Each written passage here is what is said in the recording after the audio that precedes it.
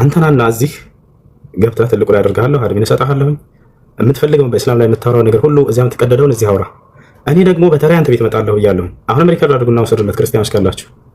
እሱ የሚፈልገው ምን መሰላችሁ? ከዚህ በፊት በውስጥ አውርተናል። በተቻለ እሱ የሚፈልገው በውስጥ እንሆናለን። የሚፈልገውን ደቂቃ ትወስዳለህ፣ ሆስት እንደፈለግ ትናገራለህ፣ ደቂቃ ይሆን ወስደህ እንደፈለግኩ እናገራለሁ። ይሄ ምንም ለውጥ የለውም። ይሄ ፈሪ ነው ወላሂ። አንድ ደግሞ ቆይ አንተ የምታወራው በቁርአን አስተምሮ የምታወራው ነገር እኔ አሁን አይገባኝም። አሁን እኔ ያየሁትን ነው ቁርአን ገልጦ ነው ያሳየኝና አለ ቁርአን ላይ ታቦት የሚል አለ። ታቦት ደግሞ እንደምትለው ሳጥን ሳይሆን ታቦት ቃል ኪዳን ነው። እሱ እንዳለኝ ከሆነ ማለት ነው ከአንተ በላይ የሆነ መስጊድ ገብቶ አዛን የሚያደርግ ትልቅ የሙስሊም ሽማግሌ ነው ይሄን ገልጦ ያሳየኝም ያስረዳኝም። ስለዚህ አንተ ልትክድ አትችልም። ይኸውልህ ባለፈውም የሆነ ጥያቄ ጠይቄ ነበር። ኢሳ የማርያም ልጅ አይነት ነው ጠይቃሽ አልመለስ ካንተ የሚበልጥ ነው። እኔን አይበልጥም። ልጅ ነው አንቺም የነገረሽን ሰው አይበልጥም። ነገር ሚውት አታርገኝ፣ አትበላለጥም። እሺ ችግር የለውም። እኔ አላውቅም፣ ግን ማን የጻፈው መጽሐፍ ቅዱስ እየነገርኩ ነው። ለምሳሌ ሙሴ ከእግዚአብሔር ጋር ሲነጋገር ነበር ሳይሆን እሱ እንደጻፈው ማስረጃ ምንድን ነው? እና ትልቁ ላይ ከፍታሽ ነብያቶች እንደጻፉት አሁን ልትፈተሽ አንተ ነብዩ መሐመድ እንደጻፈው ምንድነው ማስረጃ? ሙሴ እንደጻፈው መጽሐፍ ቅዱስን አውጣ ነው ያላ ምንድነው ማስረጃ? አንተ መሐመድ እንደጻፈው አየህ አይደለ? ስለ ሙሴ ነብያቶች የጻፉት ሲፎክር ነበር። ይኸውልህ አንተ ገግመህ ነብያቶች ጽፈውታል ብለሃል። ጽፈውታል እያልክ ነበር። ማስረጃህን አውጣ። ኧረ ምንድነው አንተ በሰማ አውጣ ማስረጃ። ሙሴ እንደጻፈው መጽሐፉ በነቢያት እንደተጻፈ እኮ ይናገራል። ማስረጃ አምጣሽ። ያው እየጠየቅኩ ነው። ማስረጃ አውጣ። ትልቁ ላይ ክፈት። አሁን መጽሐፍ ለመክፈት አይመችኝም። እኔ ይመቸኛል። ቁጥሩና ምዕራፍ ና እኔ ይመቸኛል። መጽሐፍ ቅዱስ ይዣለሁ። ቁጥሩን ምዕራፍና ቁጥር ተናገር። ያላ እሺ አንተ ቆይ እሺ የኔ ልክ አይደለም። ያንተ ብቻ ነው። የነብያት መጽሐፍ ይዣለሁ። ያስፈል ሁለተኛ ቤት አድርግ። አንተ ሁሱ እየሰማኝ ነው? እሺ እፎይ ስንት ጊዜ ነው ጥሪ ያደረገ? እፎይ ስንት ጊዜ ነው ጥሪ ያደረገ? ልድ አትወያይም? ወንድ ከሆንክ አውርተናል። እኛ እንኳን እናውቅም፣ ግን እሱ ስንቴ ነው ጥሪ ያደረገልህ? እሺ አሁን ልናገር ታዳምጠኛለህ? ስንት ጊዜ ጥሪ? አሁን ላይቭ ነው። ህድስቲ ተወያይ፣ ወንድ ከሆንክ ማለት ነው። አቅም አለ። ሄድና ጥራው። ሄድና ይሄንን ለኔ ያልከኝ ነገር አለ። ሄድና ብሏል። አይደለም ወንድማችን ብርና ናልስተና ወንድማችን ወንድማችንን እነሱ አቤል ሁለቱ በስምምነት ይገናኙ እንጂ ሰው አስገድዷቸው ሊገናኙ ይችላሉ። አንዴ ዝም በለው። እየቆየ ስትማር ሲገባ እሱማት አንዴ አዳምጠህ አሁን ለኔ ነገርከኝ። ተረጋጋል እንጂ ታሳዝኑኛላችሁ ሙስሊሞች። አምላክ እንትን ሳታውቅ በመጀመር ሂድና ለኔ ነገርከኝን ለሱ ነገር ወንድ ከሆንክ ከዚያ በኋላ ስንቴ ነው የጠበቀ? ስንቴ ዝም ብለህ ያለ መረጃ በውሸት የምትቀደድ አንተ። ሰዎቹ ግን ገብቷቸዋል፣ እየተመለሱ ነው።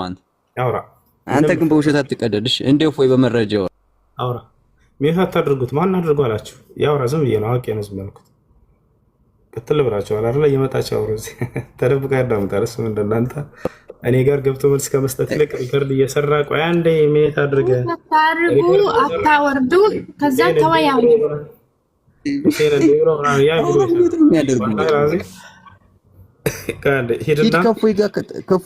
ከፎይ ጋር ተወያይ። ወንድ ከሆንክ እኔ በቃ አታዳምጥኩም ችግሩ። እኔ ግን ዝም እያዳምጣቸዋለሁ አይደል? ግን አታዳምጥም። እሺ ሁሱ አንድ ጥያቄ ልጠይቅህ። ሁሱ እያዳመጥከኝ ነው? አንድ ጥያቄ ዝም አትለው። ወንድ ልጅ አይደል?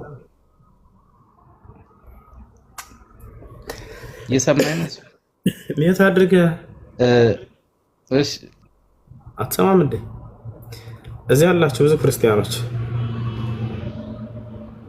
ከታች አላ ከኔ ጋር አላወሩም ይላል ይሄ ሰውዬ።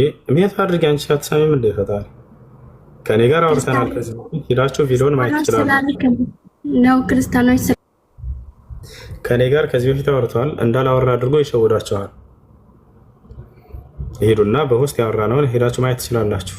አወራ ማስረጃ አንጣልኩት አውጣና አሳየን ማስረጃ አልኩት። ለተናገረው ንግግር ማስረጃ ማሳየት አልቻለም። ወታቻን ከአማኑኤል እንደወጣ አብደ ጮሆ ነው የሄደው። ክፈትና አሳየን ብቻ ነበር ያልኩት። ወላሂ ላዚም አስታውሳለሁ። የምትፈልገውን ደቂቃ ወስደህ አንተ ብቻ ለተናገርከው ማስረጃ አውጣ አልኩት።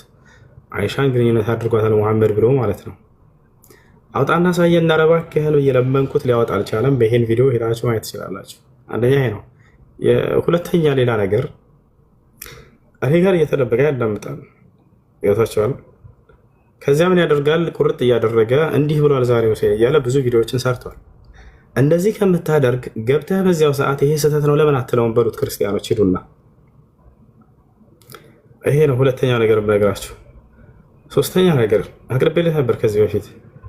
እሱም ምንድን ነው?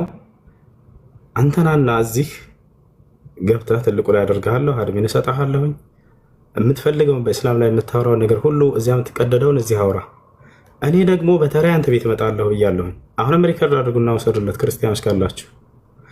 እሱ የሚፈልገው ምን መሰላችሁ? ከዚህ በፊት በሆስት አውርተናል። እሱ የሚፈልገው በሆስት እንሆናለን። የሚፈልገውን ደቂቃ ትወስዳለህ። ሆስት እንደፈለግ ትናገራለህ። ደቂቃ ሆኖ ወስደህ እንደፈለግኩ እናገራለሁ። ይሄ ምንም ለውጥ የለውም። ይሄ ፈሪ ነው ወላሂ። አሁን እሱ እዚህ ጋር ስለሌላ ለምን በሆስት እችም ትችላለች። እኔን ደቂቃ ወስዳ የምትፈልገውን ትናገራለች፣ እኔ የምናገራለሁ። አለቀ። ጀግና ማለት አንተ ቤት እኔ እመጣለሁኝ ስለ ክርስትና ላወራ፣ አንተ እኔ ቤት ናና አውራ። ገብታችኋል? ወላሂ ቤትህ እመጣለሁኝ ስለ ክርስትና ላወራ፣ እስማማለሁ በዚህ። እሱ እንዳትይዙት ምን እንዳትሉት የፈለገውን ደቂቃ ወስዳ እንደፈለገ ይቀደዳል። ይሄ አትይዘውም በምንም ነገር። ገብታችኋል? ይሄ ነው እፎይ። ከዚህ በፊት ይሄንን ነገር ያለሁኝ እቤትህ እኔ ወይ መጀመሪያ እመጣለሁኝ፣ ችግር የለውም። ስለ ክርስትና እናወራለን።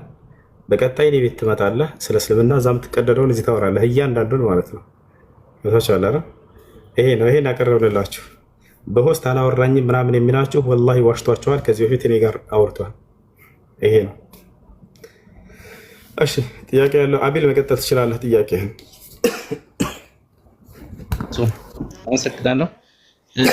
አሁን የመጨረሻ ማለት እስልምና ላይ ማለት ነው። አሁን ለምሳሌ እኛም በመጀመሪያ ሔዋንና አዳም በሰሩት ኃጢአት ነው ክርስቶስ ከድንግል ማርያም ተወልዶ ከስጋም ነፍስም ከስጋም ከደምም ከሁሉም ነገር ተስፋ ተካፍሎ እግዚአብሔር በምድር ኢየሱስ ክርስቶስን ልኮልን ተሰቅሎ ተወግሮ ብዙ መከራ አይቶ ለኛ ለዓለም ለኛ ለሁሉም ነው።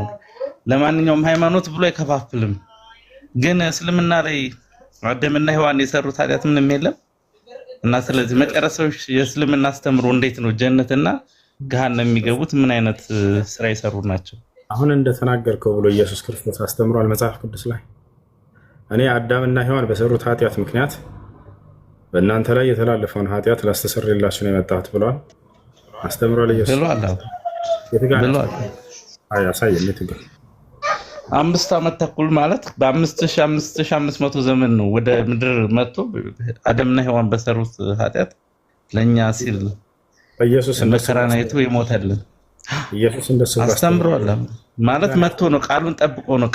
ቃል ነበረ። ቃሉን ነው ፈጽሞ የሄደው። እናንተ ጋር ግን አንድ መጽሐፍ ቅዱስ ላይ አለ። ማስረጃ ማውጣት ትችላለህ። ካልቻልም በላልፈዋለሁ፣ ችግር የለውም። ትችላለህ። እሺ አልችልም፣ በቃ ግን ማስረጃውን ችግር የለውም። አንድ ቀን ማስረጃውን ሰንጄ ይገባለሁ፣ ችግር የለም። የለም ወላሂ የለም። እኔ በየነገርህ ኢየሱስ ክርስቶስ ስለዚህ ጉዳይ አልተናገረም። መጥቶ ጭራሽ የአዳምን ስም አላነሳም። አይደለም ኃጢአቱን ምናምን ሊናገር አይደለም በዚህ ኃጢአት እንዲህ ሆኖ ገለመሌ ብሎ የክርስትና አስተምሮ ሊናገር አዳም የሚለውን ስሙን ራሱ አላነሳም። የሚገርም የለም፣ ውሸት ነው ይሄ የክርስትና አስተምሮ። መሰረታዊ አስተምሯችሁ የለም መጽሐፍ ቅዱስ ላይ። ቄሶቻቸው እያዋሿችሁ ነው፣ ወደ ገሃነም እየወሰዷቸው ነው። የክርስቶስ ትምህርት አይደለም ይሄ። ክርስቶስ አንዲት ቦታ ላይ አዳምና ሔዋን በሰሩት ኃጢአት ምክንያት በዚያም በኃጢአት ምክንያት በእናንተ በአዳም ልጆች ላይ የተላለፈውን ኃጢአት ላስተሰርይላችሁ መጥቻለሁ አላለም። ወፍ አይደለም የሰሩትን ኃጢአት አዳም የሚለውን ስም አላነሳም። ኧረ እባክህ እያላቸው ነው ክርስቲያኖች ኮሜንት ላይ ገብታችሁ። 24000 ነቢያት ተብሏል። ግን ከ24000 ነቢያት አንዱን ተጣራልኛለህ እስልምና ሃይማኖት ነው። ምን አገናኘው ወገናችን? አንድ ይሄን አርስ ተጨርስ እንጂ የለም ማስረጃ የለህም አይደል? የለኝም አልኩኝ እኮ። እሱን ችግር የለውም ማስረጃ አመጣልሃለሁ። በቃ ስለዚህ አዳም የሚለውን ቃል ኢየሱስ ጭራሽ አላነሳም። የአዳምንም ኃጢአት አላነሳም። በአዳም ኃጢአት ምክንያት በእናንተ ላይ እንዲሆኑ ምናምን የለም አላለም። ለማንኛውም እሺ በእስልምና ላይ ያለን ጥያቄ ጠይቅ። ምን ነበር ጥያቄ? አንድ መጨረሻው ምንድን ነው መስፈርቱ? የእስልምና ሃይማኖት ላይ ጀነትና ገሃነም የሚገቡት መጨረሻ ላይ ግን ምንም የለም ነው የሚለው። መንግስተ ሰማያትን የሚወርስ እስልምና አስተምሮት ላይ የለም። ማነው እንደሱ ያለ? ቁርአን ቅዱሳችሁ ላይ ነው። የቱ ጋር ነው እንደሳ ነው? እሱን ታውቀዋለህ። እኔ እንደዚህ ነው ብዬ አላውጣለህ። እሺ ሙስሊሞች ብቻ ናቸው ጀነት የምትገቡት የሚለውን ቃል ባሳየህ ምን ትላለህ? እሱን ተውናሽ። ለማንኛውም አሁን የነቢያቶች ሙስሊሞች መንግስተ ሰማያት እንደማትገቡ ይናገራል ቁርአን አለ። ማስረጃ አለ ወይ? ላ የለውም። ስለዚህ እኔ ማስረጃ ላሳየህ ልንገርህ። አላህ ሱብሓነሁ ወተዓላ ቁርአን ላይ ምን ይላል? ኢነ ለዚነ አመኑ ወዐሚሉ ሷሊሓት ለሁም ጀናቱ ነዒም ይላል። እነዚያ አምነው መልካም የሰሩ ሰዎች ለእነርሱ የገነት ጸጋ አለላቸው እያለ ይናገራል። ኻሊዲነ ፊሃ በእርሷ ውስጥ ዘውታሪዎች ሲሆኑ ይላል። ወዕደላሂ ሐቃ ይህም የእኔ አላህ ቃል እውነት ነው እያለ ይናገራል። ነቢያችን ሰለላሁ ዐለይሂ ወሰለም አልጀነቱ ላ የድኹሉሃ ኢላ ነፍሱ ሙስሊማ፣ ገነትን ሙስሊም ነፍስ ሌላ ማንም አይገባባትም ብለው ገነት እንደምንገባ ቃል በቃል ተቀምጦልናል። እንዲሁም ደግሞ ከሙስሊም ውጭ ሌላ ማንም ገነት ሊገባ እንደማይችል ተቀምጧል። ማስረጃ ገነትን የሚወርስ ማስረጃውን ታወጣለህ? አብሽር አሳያለሁ። ገነት እንደምንወርስ ላሳያለሁ።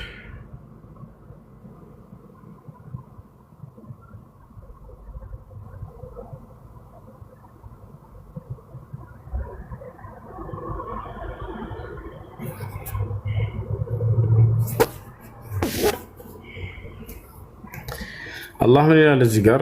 እነዚያ ያመኑና መልካሞችን የሰሩ ለእነርሱ የገነት ጸጋ አሏቸው ይላል። ያ በእርሷ ውስጥ ዘውታሪዎች ሲሆኑ ይላል። በእርሷ ውስጥ ያው ለዘላለም ዘውታሪዎች እንደሆነ ይናገራል። በእርሷ ውስጥ ዘውታሪዎች ሲሆኑ አላህም በእውነተኛን ተስፋ ቃል ገባላቸው፣ እርሱም አሸናፊና ጥበበኛው ነው እያለ ይናገራል። በጣም በርካታ ቦታ አለ እንዲህ አላህ ሱብሓነሁ ወተዓላ የተናገረበት ከ50 በላይ ይሰጣል። አላህ አማኞች እናንተ የጀነት የተናገረበት መልሰው አንዴ ሊሆን መልሰው አንዴ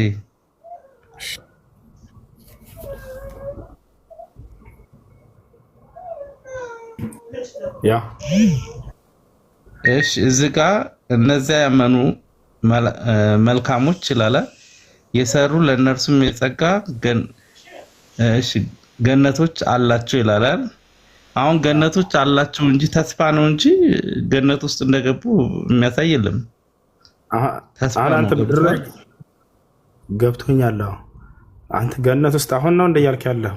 አሁን እኮ ምድር ላይ ነው ያለነው።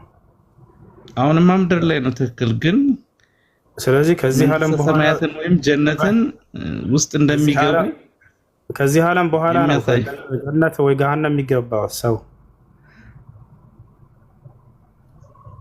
እሺ ለፍርድ የሚቀርቡት መቼ ነው? ለፍርድስ ፍርዱንም የሚሰጥ ማን ነው? አምላካችን አላህ ሱብሓነሁ ወተዓላ ነው። ለፍርድ ቀኑ ባለቤት ራሱ ነው። የፍርድ ቀኑም ከሞት በኋላ ነው፣ ከትንሣኤ በኋላ። ኦኬ። ስለዚህ የሞቱትም ተነስተው ነው ማለት ነው ለፍርድ የሚቀርቡት።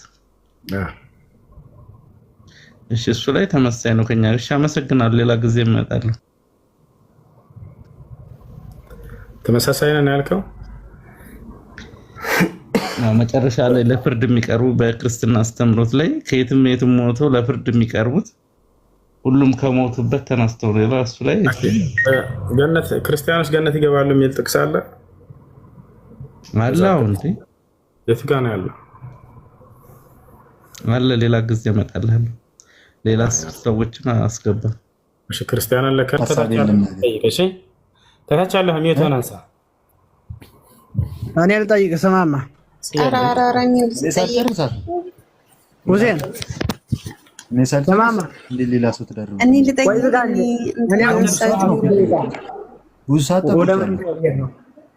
ብዙ ጥያቄዎችም አሽ ጥያቄ ነው። ኧረ በስመ አብ ከክርስትና በኋላ ነው አይደለ ቁርአን የመጣው? ምክንያቱም ስለ ክርስቲያኖች ስለሚጠቅስ ማለት ነው። መጽሐፍ ቅዱስ ከመጽሐፉ ፊት የለም። እስልምናም ሆነ ቁርአን አለ። እስልምና ከዚያ ፊት አለ። ክርስትና ነው ከጊዜ በኋላ ያመጣው። እዛ ፊት መቼ ነው የተጻፈው? ምን ነው? ቆይ ቁርአን ከየት ነው የመጣው? መጀመሪያ እስቲ ንገረኝ። ከዚህ እንጀምር። ከአምላካችን ካለ ምክንያቱም ስለ ክርስትና ስለሚል ብዬ ነው። እኮ ከአምላካችን ከአላህ ዘንድ ነው የመጣው።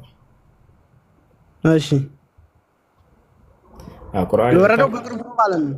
ስለ ክርስቲያኖች እንግዲህ እንትን ታለ ምንድነው ልጅ እንትን የሚለውን ፍታው ምንድነው እንትን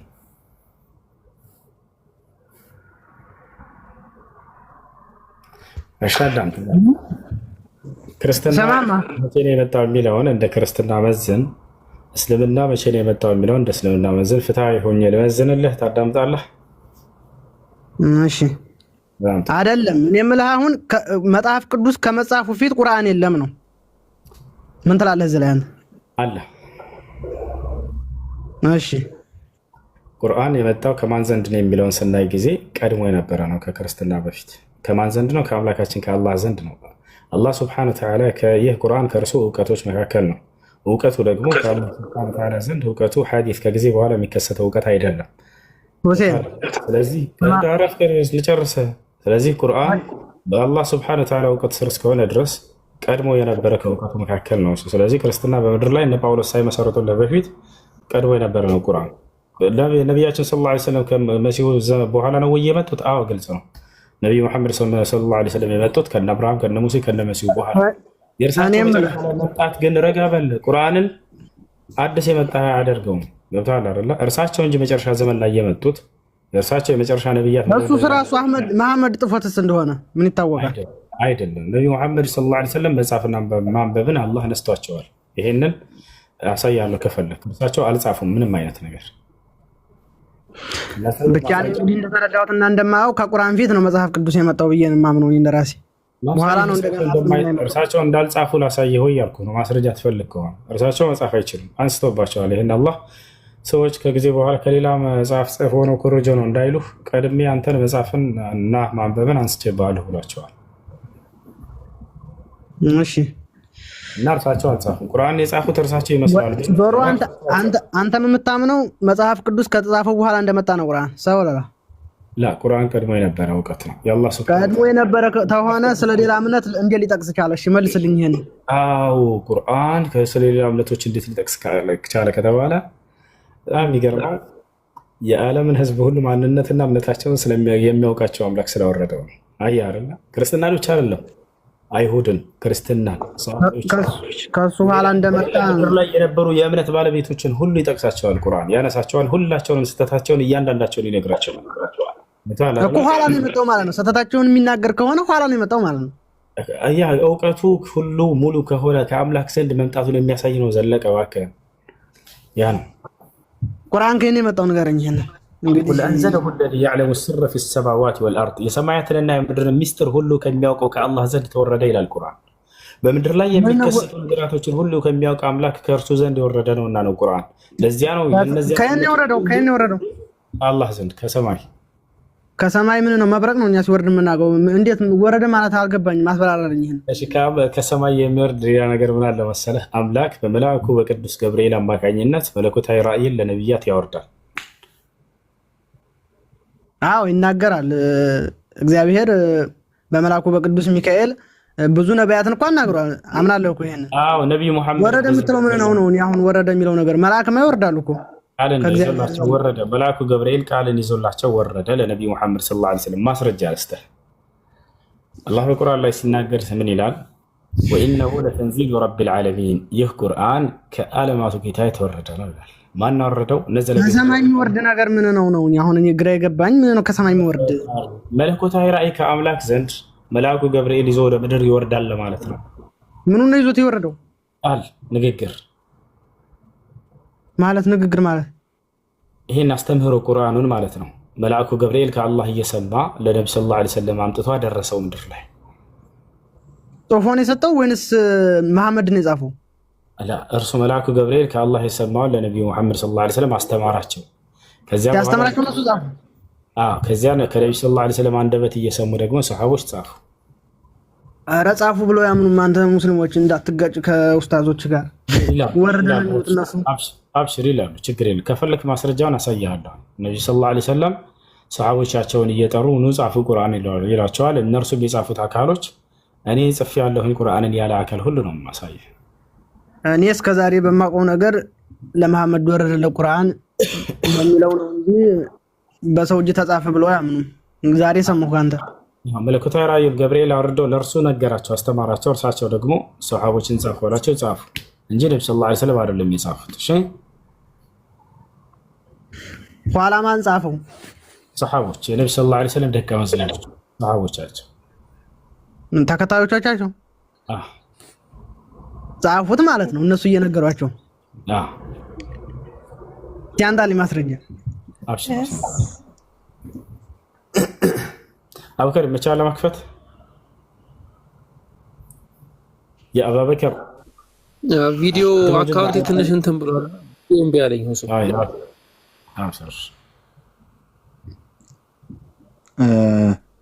ልጨርሳለሁ። ወደ አንዴ ማስረጃ ከጠየቀ ሰው ያን ሰው እስካወጣለ ድረስ ታገሱ። ማለት ሲግቡ በማል ቤት ገቡት እነ ሰዎች እዛ ይጨርሱ እሱ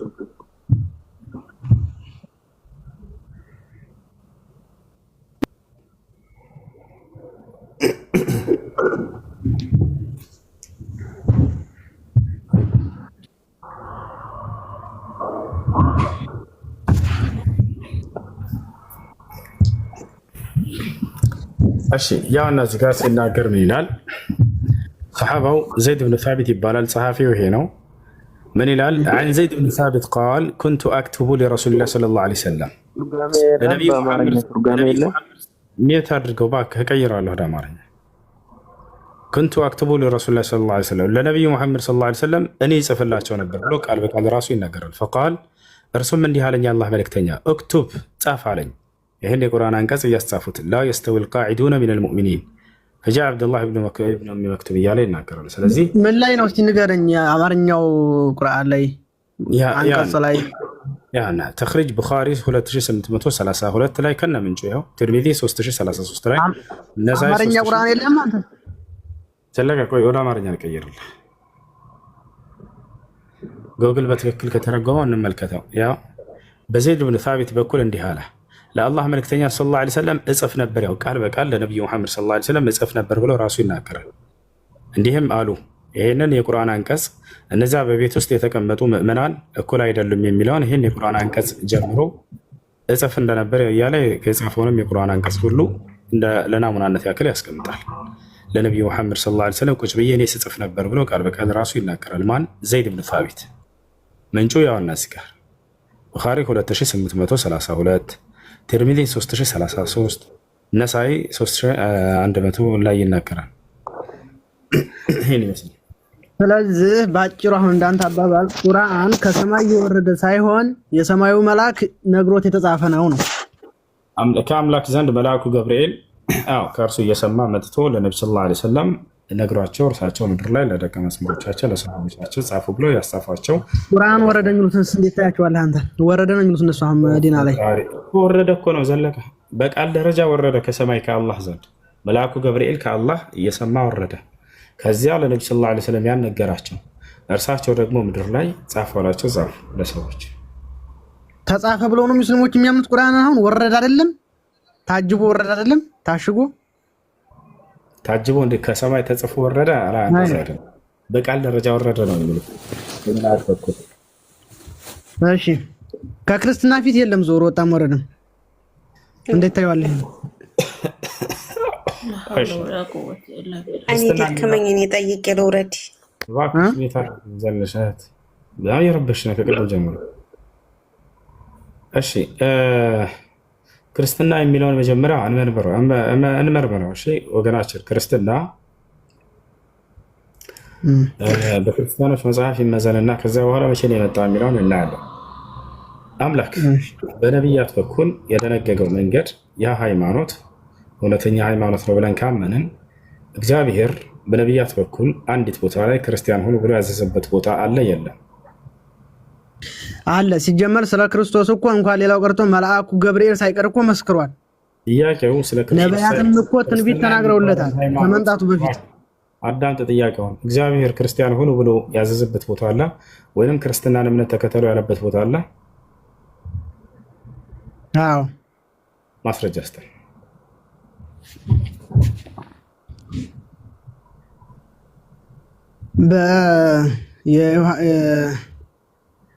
የሐዋርያት ስራ ላይ ያለው ወጣም ወረደም እኮ አሁን እኔ እንደምልህ ማለት ነው ክርስትናን አሁን ትናንትና የመጣ ሳይሆን ነቢያት ትንቢት የተናገሩት ነው። ወሬ ነው እሱ። በተግባር ያው ዜሮ ነው። የለም አይደለም። አንድ ማስረጃ ወሬውን ተው። ነቢያት እንደሰበኩት እንደሱ እያሉ ሸውደዋቸዋል ቄሶቻችሁ። በማስረጃ ወርዳችሁ ተናገሩ። የለም እናንተ ማስረጃ እየጠበኩ ነው። ያው እኔ ማስረጃ እሺ፣ ማስረጃ ለስደሽ ነቢያት እንደሰበኩት አምላክ ችግር የለውም። እሺ አምላክን እንተውና ነብያቶች ክርስትና እምነትን ተከተሉ ያሉበትን አምጣ።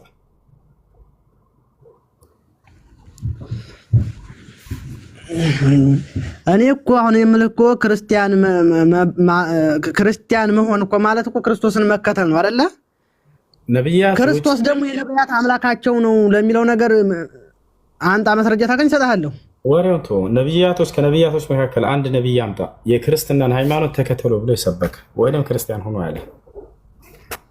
እሺ እኔ አንተን ጥያቄ ልጠይቅህ። የለህም መልስ። ስለዚህ አይደለ ችግር ከዛ ትጠይቃለህ። ጥያቄ አንተን ጥያቄ ልጠይቅህ እኮ ትጠይቀኛለህ። አንዴ ይሄን ጨርስና የለም አይደል ማስረጃ ነብያቶች አይደለም። ቆይ በብሉይ ኪዳን ያሉ አባቶችና በአዲስ ኪዳን ያሉ ሰዎች የሚያመልኩት ጌታ ስንት ነው? ስንት ሃይማኖት ነው ያላችሁ? ሃይማኖታቸው ስንት ነው? መልስልኝ። ተመለስ። ያን መልስልኝ። ሃይማኖት የሚባል የለም መጽሐፍ ቅዱስ ላይ። ክርስትና የሚባል ሃይማኖት የለም። ምን ነው ሃይማኖታቸው ስንት ነው ነው? የአብርሃም፣ የይስሐቅ፣ የያዕቆብ፣ የዳዊት፣ የኢሳያስ እንደገና የሉቃስ፣ የዮሐንስ ስንት ሃይማኖት ነው ያላችሁ? እነሱ አንድ ሃይማኖት ነው ያላችሁ። በነቢያትና በሐዋርያት ላይ ተመስርታችኋል እኮ ነው የሚለው። ተመልከታይ፣ በነቢያትና በሐዋርያት ላይ እኮ መልሱን አዳምጥ። ከኔ ነቢያቶች መጽሐፍ ቅዱስ ላይ ራሱ ሙስሊሞች ናቸው። ማስረጃ ልስጥህ እያልኩ ነው። ከምን ነው የምትሰጠኝ ማስረጃ? በመጽሐፍ ቅዱስ። እሺ ሙስሊሞች እንደሆነ ማስረጃ ልስጥህ። እስልምና ትክክለኛው ሃይማኖት ነው የሚል ቃል በቃል መጽሐፍ ቅዱስ። ሙስሊም ማለት ምን ማለት ነው? መጀመሪያ ስለ እምነት ያላችሁን አረዳድ በደንብ ማወቅ እፈልጋለሁ። ምን ማለት ነው? ሙስሊም እምነት ማለት ምን ማለት ነው? ሁለቱን አብራራልኝ። እሺ ሙስሊም ብሎ ማለት አምላክ አላህን በብቸኝነት መገዛት አልስቲስላሙ ሊላህ ማለት ነው። ለአንዱ አምላክ መገዛት ማለት ነው። ነቢያቶች ደግሞ ለአንዱ አምላክ የሚገዙ ሙስሊሞች መጽሐፍ ቅዱስ ላይ ላሳየህ እያልኩ ነው። የጌታ ሰው እሺ ላሳየህ። አሁን በቃ አዳምጠሽ እውነትን ለማወቅ ከሆነ አንዱን አምላክ በብቸኝነት መገዛት ወይም እግዚአብሔርን መገዛት ሙስሊም ያስብል እንደነበርና ሙስሊሞች እንደነበሩ ላሳየህ ነው። ብሉይ ኪዳን ሙስሊሞች እግዚአብሔርን ያምናሉ። መጀመሪያ ቆይ ያምናሉ። አሁን ለጥያቄው አቀየር። ነብያቶች ለአንዱ አምላክ ስትል ነው፣ ለአንዱ አምላክ ለእግዚአብሔር ስትል እግዚአብሔርን የኢትዮጵያ ክርስቲያኖች እግዚአብሔር ብላችሁ ስለምታምኑ በአንተ እየነገርኩህ ነው። ምክንያቱም አንተ ክርስቲያን ጠያቂው መጽሐፍ ቅዱስ ላይ ለአንዱ አምላክ ለእግዚአብሔር መገዛት ማለት እስልምና ማለት እንደሆነ መጽሐፍ ቅዱስ ላይ ልናሳየህ ነው። ብሉይ ኪዳን በምን ቋንቋ ነበር የተጻፈው? መጀመሪያ እኔ እንጃ በዕብራይስጥ ነበር አይደል? አዎ ዕብራይስጥ ይሆናል። አዎ በዕብራይስጥ። ስለዚህ አሁን የዕብራይስጥ መጽሐፍ ቅዱስ ቀጥታ ሄደን ወደ አማርኛ እንቀይረዋለን፣ እናሳያለን። አሁን ቃል በቃል የለም እንደሱ ሳይሆን እኔ ራሴ እዚህ ጋር ማስረጃውን የምታመጣውን እዚህ ጋር መጽሐፍ ቅዱስ ብሉይና አዲስ ኪዳን አለኝ፣ አየዋለሁ። እሱማ አንተ ተርጉሞ ሸውዳ የሰጠው ነው። መጀመሪያ የእናት ቋንቋ አለ፣ ገብቶሃል አይደለ? የተጻፈበት ዕብራይስጥ አለ። እሱ አማርኛው ተተርጉሞ የተሰጠህ ነው። ዕብራይስጡን ሄደህ ቀጥታ ወደ አማርኛውን መጽሐፍ ቅዱስ ብሉያትና ሐዲሳትን ታልተቀበልክ እንዳታመጣልኝ መጀመሪያ። እሱ መጽሐፍ ቅዱስ አይደለም ያንተ ያስከው የመጽሐፍ ቅዱስ ትርጉም ይባላል። ስለ እምነቱ የምናውቀው እኛ ነን ወይንስ አንተ ነህ? ምንም አታውቅም አንተ። ያው እያሳየሁ ነው። በምንድን ነው የተጻፈው እላለሁ። በዕብራይስጥ ነው ብሎ ሲያበቃ እንደገና ልቀበልም ያናል። አያቸው አይደለ? አሁን ቀጥታ ዕብራይስጡ ላይ ልናሳያቸው ነው። ለእግዚአብሔር መገዛት ማለት እስልምና ማለት ነው ብሎ አስቀምጦታል። ኑ ተመልከቱ። መጽሐፈ ኢዮብ አንድ ወደ አማርኛ ቀይርላቸው። አቡካ እዛው እያለ ወደ አማርኛ ቀይርላቸው መጽሐፈ ኢዮብ እንደሆነ እንዲያዩት። ወደ ከፍ አድርገው አንድ ያው መጽሐፈ ኢዮብ ምዕራፍ 22 ቁጥር 21 አሁን እሺ ነስትሮን ጎርዶ ተጫናት ይችላል። ተረጋጋ። እኔ አውጣዋለሁ አሁን ያልከው ላ ያው በዕብራይስጡ ማውጣት ትችላለህ? አትችልም አይደለ? አሁን እዚህ ጋር ተከታተል። አንድ ወረድ አድርገው እስልምና የምትለውን አቅልምላቸው ስርህ ጋር ያውና ይታያቸዋል። ሙስሊም እስልምና የሚለውን አሳያቸው ስርህ ጋር ያን እንትን በለው። እስልምና የምትለውን አስመራት ታች ጋር ከሱ ቀጥሎ ያለው መጨረሻ ጋር ሄድ። ያ ሙስሊም ቃል ይታያቸዋል።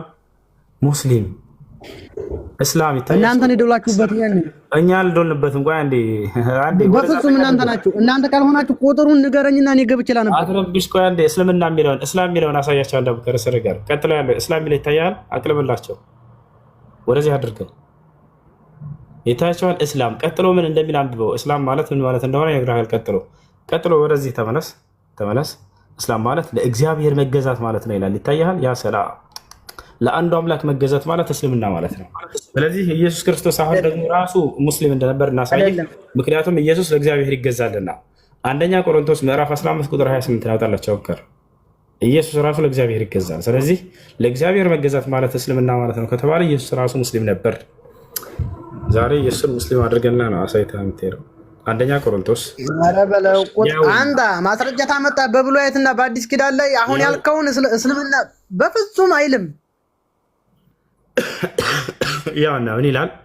ሁሉ ከተገዛለት በኋላ ግን ይላል ስለ ኢየሱስ እግዚአብሔር ሁሉ በሁሉ ይሆን ዘንድ በዚያን ጊዜ አንተ ለምን ሙት ታደርገኛለህ? ለምን ለምን ታደርገኛለህ? ለምን ትረብሸናለህ? ማስረጃ ስጠኝ። አሁን ሙስሊሞች ነው ላልከኝ አንተ ማስረጃ ያው አሳየንህ። ምን ትላለህ? በዚህ አሳየንህ ላይ ሐሳብህን ስጠሽ። በቃ አንተ በአማርኛው መጽሐፍ ቅዱስ ላይ ካለ አንተ እኮ ወደ አማርኛ ቀይረን አሳየንህ እኮ ጌታ ሰው። ያው ዕብራይስጡን ቁጥሩን ንገረኝ፣ ገብቻ አነበዋለሁ። እኔ ዕብራይስጡን ማውጣት ትችላለህ? እኔም ትችላለህ ወይ?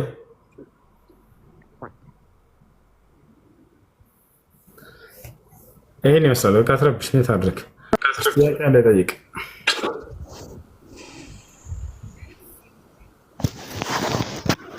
እሺ ሜሮን እኔ ልጠይቅ። እሺ ጥያቄሽ ምንድን ነው? እኔ ጥያቄ ከባሌ ጋር በጣም ከባድ እንትን በድየዋለሁ እና በደሌን ያውቃል፣ ግን እንደዚህ ብዙ ግልጽ ሆኖ አያውቅም። እኔ ደግሞ ያንን እንዲያውቅ አልፈለኩም። ያለው በረሃ ላይ ነውና ያን ካወቀ መለያየታችን የማይቀር ደግሞ ችግርም ይፈጠራል። ያኔ ግድያም ድረስ ሊያደርስ ይችላል። በዛ ዙሪያ እኔ ምንም ሳልነግረው በቃ እንድንለያይ ወሰንኩኝ። ዝም ብዬ ምንም ሳልነግር እንዲፈታኝ ጠየቅኩት። ግድያ ሊያደርስ ይችላል ነው ያልሽው? አዎ ያኔ በጣም ከባድ በደል ነው የበደልኩት። እውነቱን ሁሉንም ነገር ገልጬ ብነግረው እሱም በረሃ ላይ ነው ያለው፣ ችግር ላይ ይወርቃል። ደግሞ ግድያም ሊያመጣብኝ ይችላል። በዲያፈናው ዝም ብዬ እንዲፈታኝ ጠየቅኩት። ያን ነገር በአንቺና በአላህ መካከል ያለ ስህተት ከሆነ ወደ አላህ ተውበት አድርጊና ትዳራቸውን ለምን አትቀጥሉ? ያ እውነት ደግሞ ተደብቆ አይቀርም፣ መውጣቱ ስለማይቀር በዛ በሰማ ሰዓት እስሩ ካለሁ በጣም ይጎዳልም፣ ያኔ ችግርም ሊፈጠር ይችላል። ከሌለሁ ግን ሌላ ሴት በህይወቱ ታለች ይረሳዋል ብዬ እንደዛ ነው አስቤ እንዲፈታኝ ጠየቁት። እሺ እንዳልሽው በህይወት ላይ አደጋ የሚፈጥር ነገር ከሆነ ያ ነገር ከጊዜ ቆይታም በኋላ መድረሱ የማይቀር ምንም ቅሮት የሌለው ነገር ከሆነ ሌላ መፍሰዳ መገዳደልን ይዘው የሚመጣ ከሆነ የዛኔ ፍቺ መጠየቅ ትችላለሽ። ነገር ግን ይህን ነገር ማድረግና መደበቅ የምትችይ ከሆነ ትዳራቸውን መቀጠል የምትችሉ ከሆናችሁ ይህ ነገር በአንቺና በአላህ መካከል ያለ ስህተት ከሆነ ተውበት አድርገሽ ንስሐ አድርገሽ ወደ አላህ ስብሐነ ወተዓላ ትዳራቸውን መቀጠል የምትችይ ከሆነ ነገሩን በትታዩና ትዳራቸውን ብትቀጥሉ መልካም ነው። ያ ነገር ደግሞ ድብቅ ሆኖ ሊቀር አይችልም። እንደሱ ከሆነ በህይወትሽ ላይ አደጋ የሚፈጥርና ወደ ሞት የሚያደርስ ነገር ከሆነ በሰላም መለያየቱ የተሻለ ነው። አላህ በቁርአን ላይ ሲናገር ሳልነግረው ብላይ ችግር አይመጣም ማለት ነው። ያኔ መንገር አልፈለኩም፣ ዝም ብዬ እንዲፈታኝ ነው የምጠይቀው እኮ። እንዳልሽው ከሆነ በአንቺ በህይወትሽ ላይ ወደ ሞት የሚወስድ ነገር ከሆነ አንቺ እንዳልሽው ከህይወት በላይ ምንም ነገር የለም። እሺ ከኔ ጋር ሳይሆን ከኔ ጋር ሊሆን ይችላል፣ ግን ከሌላም ጋር ያጋጨዋል። ለዛ ነው ከኔ ጋር አይደለም ከሌላ ጋር ያጋጨዋል። እኔም ጋር ሊሆን ይችላል። እህት በቃ ገብተናል። ሌላ ጥያቄ ያለ ሰው መጠየቅ ትችላለች።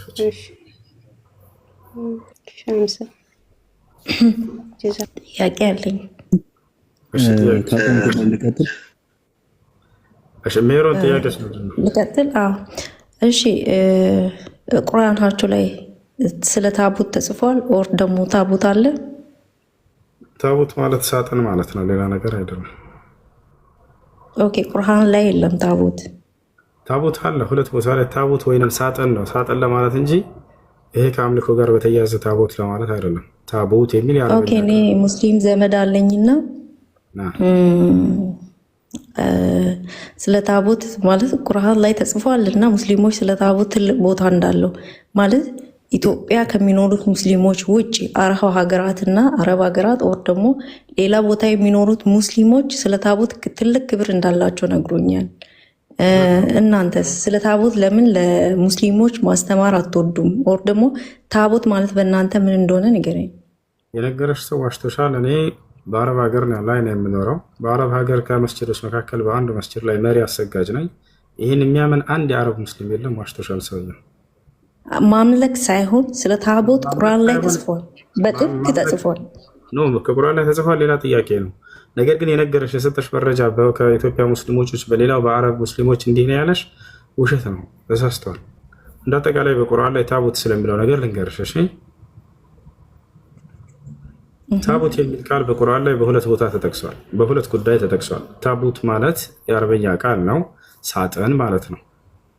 አንደኛ በሱረቱል በቀራ ላይ ተገልጿል። ወቃለ ለሁም ነቢዩሁም ኢነ አየተ ሙልኪሂ አን የእትየኩም ታቡቱ ፊሂ ሰኪነቱ ሚን ረቢኩም።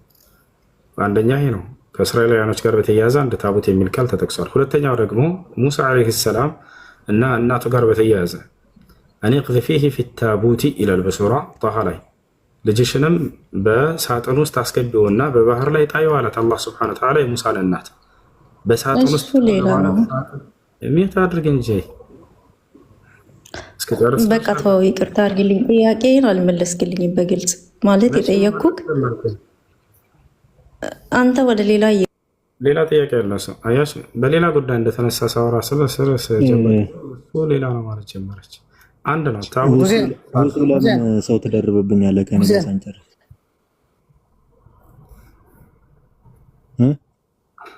እያወራህ ከሆነ ተቋርጥ ልጆች እኮ አይ ከኔ ጋር እያወራው እየጠየቁ ነበርና ከኔ በፊት ሲያወራ የነበረው ሰው ጥያቄ ምንድነው? ተስፋዬ ጠይቅ፣ እየሰማህ ነው። ዳይ ወደ ጥያቄ ሆሬውን ተው።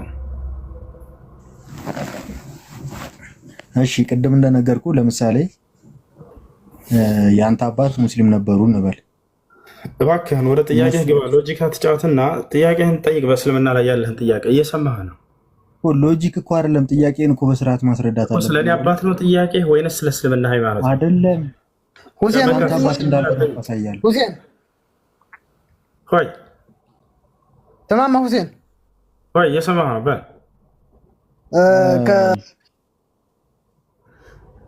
ለምን ወጣረኛለህ አንተ? እንደምን አዲኑ ሳይተ ጥያቄ ምንድን ነው? በል ከመሐመድ ውጭ የሰበከው እስልምና የሰበከ ሃይማኖቱን ይሰበካል ወይ ነው ጥያቄ። አሁን አሳየኸው እኮ በገዛ መጽሐፍ ላይ እስልምናን አነገስንልህ። ሙስሊሞች እንደነበሩ ነብያቶች ኢየሱስን አላመጣኸውም። ተብሉይና ከአዲስ ኪዳን በቃ የሚያደርግ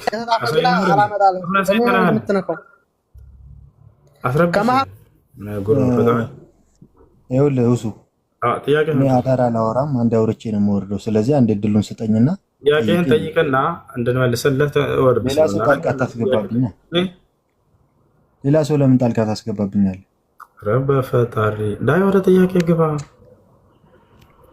እሺ እና በሰዓቱ መጽሐፉ የተሰጣቸው ሰዎች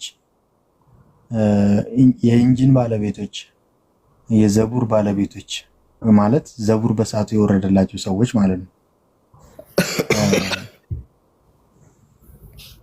ያ መጽሐፍ በትውልድ ቅብብሎሽ እናንተ እጅ አለ ወይ ወይስ አስተምሮቱ ነው ቁርአናችሁ ላይ የተጠቀሰው? ራሱ መጽሐፉ ጥራዙ አለ ከዛ ትውልድ ወደ እናንተ ትውልድ የተላለፈ ደረስክ ለመለስ? እኛ የሰው ቅብብሎች ሳይሆን ያለን የአምላክ ቀጥታ መገለጥ ነው። እሱ ይበልጣል ደግሞ። ስለዚህ ቁርአኑን ከአባቶች ሳይሆን የተቀበልከው ቀጥታ አላህ ላይ ተነግሮ ነው ማለት ነው። አምላክ አላህ በላከልኝ ነብይ በኩል በቀጥታ ነግሮት ነው የደረሰኛ። በቃ ያም እኮ ለነቢያቶች ተነግሯቸው አይደለ? በእስልምና አስተምሮ መሰረት ዘቡር፣ ኢንጂልንና ተውራትን የተቀበሉት። አይዋ ያ የገለጠላቸው አምላክ ለነቢያችን ለእኛ ለላከልን ነቢይ እነዚያን መጽሐፍቶች ገለጠላቸው። በጣም ጥሩ እኮ ግን የነዛ መጽሐፍቶች ጠፍተዋል ማለት ነው። በሰዓቱ የወረዱት መጽሐፍቶች ጠፍተዋል። እንደገና ነው ቃሉን ቁርአን ውስጥ ማለት ነው። በሰዓቱ የወረደላቸው ስትል ጊዜ በሰዓቱ የወረደ ከአምላክ ዘንድ የወረደው ቃል ከሆነ አልጠፋም አለ፣ በቁርአን ላይ ይገኛል። እያንዳንዱ የሙሳ ትምህርት አለ፣ የዒሳ ትምህርት አለ፣ የዳውድ ትምህርት አለ። ተውራት፣ እንጂል፣ ዘቡር አስተምሮታቸው ምን እንደነበረ በደንብ እናውቃለን እኛ እኮ። ስለዚህ የተጻፈ ህግ አልነበረም፣ የተጻፈ ስርዓት አልነበረም ማለት ነው። በሰዓቱ የተጻፈ ሳይሆን ቃል በቃል ነበረ አላልንም እኮ። ስለዚህ ጥራዙ የት ሄደ? ጥራዙ ጠፍቷል ማለት ነው። ጥራዝ ስትል ምን ለማለት ነው? በውስጡ ላይ የተጻፈው ትምህርት ነው የፈለግከው ወይንስ እንጨቱን ነው የፈለግከው? በጊዜ የነበረውን ይሄ ጽላቱ ምናምኑ። ጽላት ያ ሌላ ጉዳይ ነው። ቃልን የሚይዝ አይደለም ጽላት። ያ በጊዜ የተጻፈበት እንትን ድንጋይ ሊሆን ይችላል፣ እንጨት ሊሆን ይችላል። ወረቀት መቼም የለም የዛኔ አይደለ? እሺ ማንኛውም የዛኔ የተጻፈበትን ቁሳቁሱን ነው የፈለግከው? በዛ ላይ ተጽፎ የነበረውን ቃል ነው የፈለግከው? መልስ። ጽሁፉን ነው የፈለግከው? አይዋ እሱን እኮ ነው ያልኩህ። እሱን አምላክ አላህ ለነቢዩ ሙሐመድ ሰለላሁ ዐለይሂ ወሰለም ገለጠላቸው። እናሳይህ ወይ ያልኩህ ነው። እሱ ደግሞ ዛሬ እንደ አዲስ የተጻፈ ስለመሆኑና ትናንት ከትውልድ ወደ ትውልድ የተቀባበለ ወይም ደግሞ በሰዓቱ በዛ ሰዓት የወረደላቸው ቃል መሆኑን በምን እርግጠኛ ነን? ወደሱ ከመሄዳችን በፊት የአሁኑን ማስረጃ ላሳይህ። ለእነዚያ ለነቢያቶች የገለጠ አምላክ አላህ ሱብሓነሁ ወተዓላ ለነቢ ሰለላሁ ዐለይሂ ወሰለም ቃሉ እንደገለጠላቸው መጀመሪያ እኮ እነዛ ለነቢያቶች የተገለጠው ይሄ ራሱ እንደሆነ ከነዛ ከነቢያቶች መጀመሪያ ከወረደው ማረጋገጫ ማግኘት አለብን አይደል? እሱን ነው ከዚህ ከቁርአኑ ጋር እሱ መስፈርት ያደረገልህ እሱ መስፈርት እንዴት ከየት ነው ያገኘው? እስልምና መሰረት አለው የሚባለው የመጀመሪያውን ስናይ ነው። ወላ እሱን አሁን ለተናገርከው ቃለ ማን ነው እሱን መስፈርት ያደረገልህ? እንዴት? የትኛውን የተናገርከውን እንኳን አታውቀውም። አየህ አይደል? ምንድን ነው ያልከው? ለምን አውቀዋለሁ? አሁን የተናገርከውን ቃል ድገማውና ይሄን መስፈርት ማን ያስቀመጠልህ?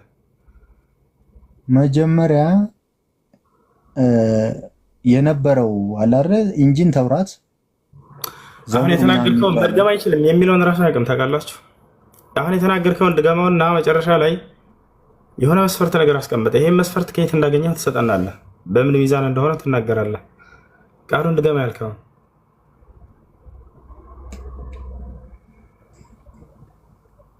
አልገባኝም። የተነጋገርኩት ይሄንኑ ነው። ደጋግሜ እየነገርኩ ያለሁት አንድ ቃል ነው። ምንድን ያለው?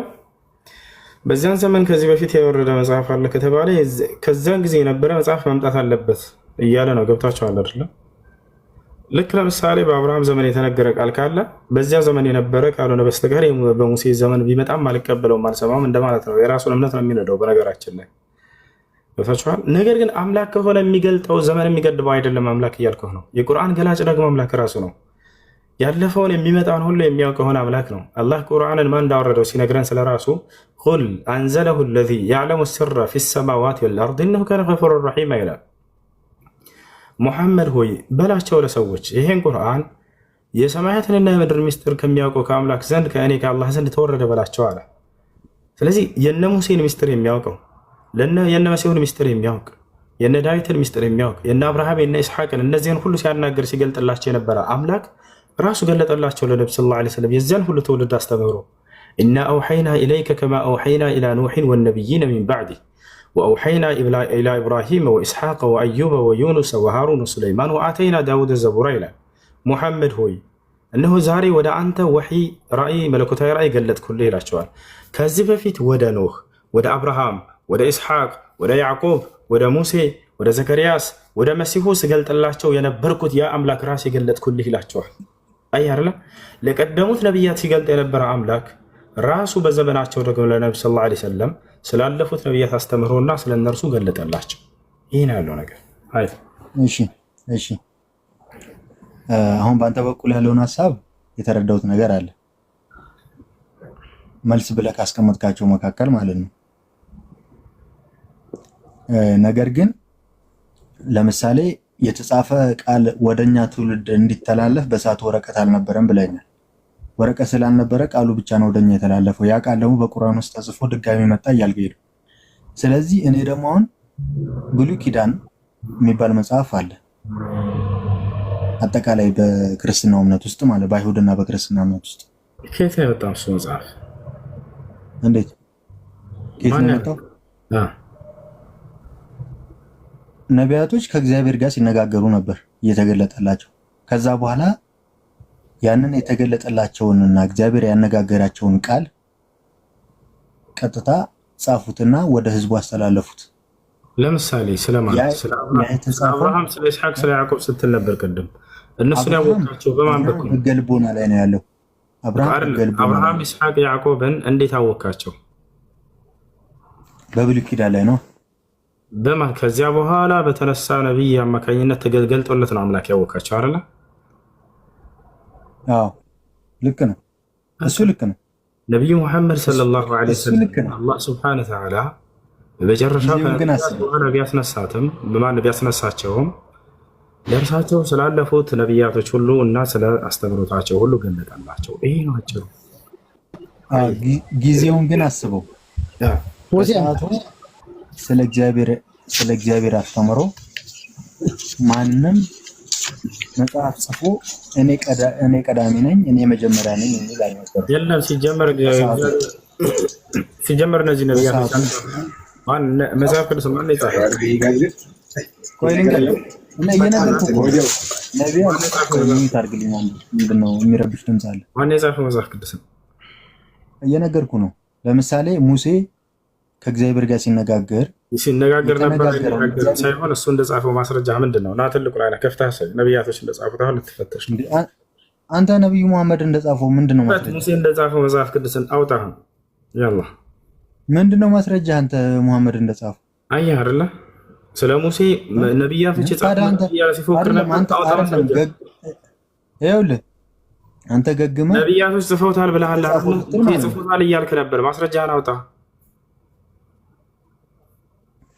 አረ ምንድን ነው አንተ በሰማ አውጣ ማስረጃ። ሙሴ እንደጻፈው መጽሐፉ በነቢያት እንደተጻፈ እኮ ይናገራል። ማስረጃ አምጣሽ። ያው እየጠየቅኩ ነው። ማስረጃ አውጣ። ትልቁ ላይ ክፈት።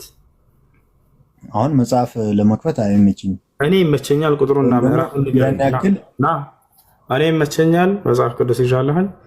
ቁጥሩን ምዕራፍና ቁጥር ተናገር። ያላ እሺ አንተ ቆይ እሺ የኔ ልክ አይደለም ያንተ ብቻ ነው።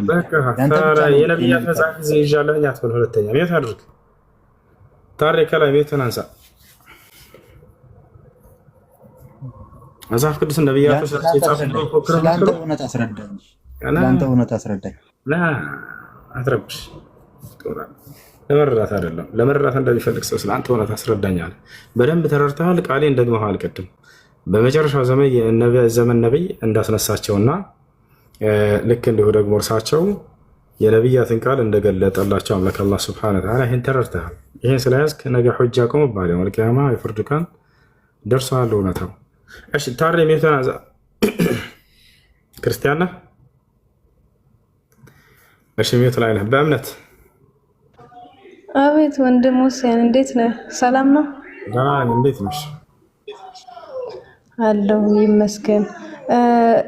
በእስልምና ጀነት ያኔ አንድ ሰው ከሞታ በኋላ ጀነት ውስጥ አሁን ለፈጣሪ ተገዝተው ያኔ እዚህ ምድር ላይ ሲመላለስ